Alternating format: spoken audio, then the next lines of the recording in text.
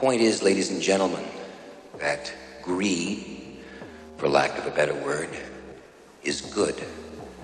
Greed is right. Greed works. Oh, this is going to be a good video, I can already tell.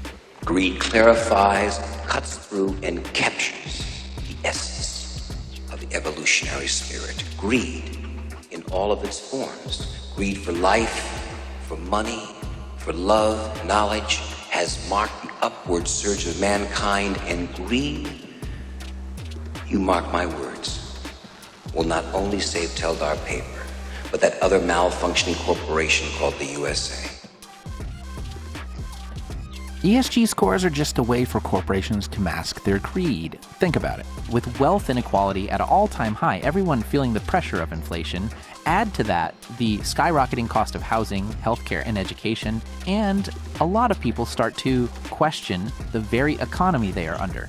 People want raises, a better quality of life, healthcare, maternity leave, the ability to form a union, etc., and they're starting to demand capitalism do something about social and environmental justice, and justifiably so. But we are in a cost of living crisis, and we are killing our planet. But I think something has gone horribly wrong, that our economy is hijacked by Wall Street and corporations who have put on the mask of social justice and woke politics to continue playing the same games they always have, while avoiding any material change to our well-being. So hear me out. If you like videos like these and want to see more of them, don't forget to drop a like, subscribe, and click the bell icon so I can grow this channel and actually get paid for the work I do. Anyway, here's how capitalism became woke. No. They are using it as a distraction and a veil in order to carry on with the same kind of corporate and financial interests that have always determined what the establishment is. And if there's one thing we can point to in our lifetime, it's that the liberal establishment has become co-opted by the same forces that traditionally we regarded the right to have been co-opted by: military, industrial complex, financial industry. And there's palpable evidence for that. And in order to not acknowledge that transition's taken place, they're able to keep the cultural conversation going. We care about your right to express yourself and your identity. That's a way of not acknowledging we're just the same. We're pro-war.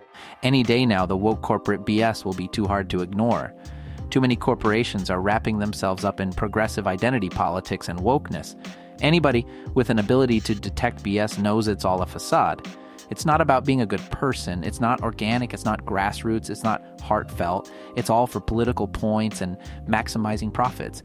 I don't think they care in the slightest. I don't think they believe in it. I don't think they're creating an agenda to actually advance the interest of the downtrodden and vulnerable. It's become clear as day that they are using it as a distraction, as a veil, in order to carry on with the same kind of corporate and financial interests that have always determined what the establishment is. For example, the military, industrial complex, Wall Street, globalization, anti-union, etc. And now there is a mountain of evidence to prove it. But in order to not see that, the transition has taken place. Corporations and elites keep the cultural conversation going. What? We also need to hire more deans to decide which Halloween costumes are appropriate. 8 deans should do it.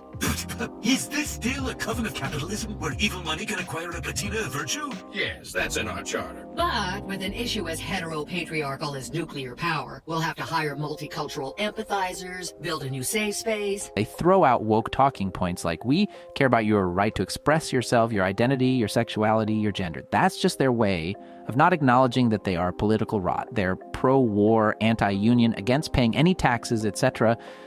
A lot of this can be traced back to ESG scores, environmental, social, and corporate governance. These originally started by large investment firms on Wall Street as a way to understand how investments or how corporate activities affect society, environment, etc. And it was an effort to really design investment funds and strategies that would improve performance on environmental and social levels and really answer demand that was out there for investments that were addressing some of these problems that were previously not addressed by investment structures of the past. However, I think corporations and hedge funds have twisted ESG as a way to pick the lowest hanging fruit of causes to solve so they can pat themselves on the back while denying you raises, sending jobs overseas, breaking up unions, not paying taxes, accepting military contracts, etc. This is largely because very few people know what actually makes up an ESG score. It just sounds like it has a social justice ring to it, so they put their money into it. One perfect example is Tesla. The company that ushered in the green revolution got kicked out of the S&P 500 ESG fund. Now, some can say, well, Tesla uses conflict minerals like cobalt.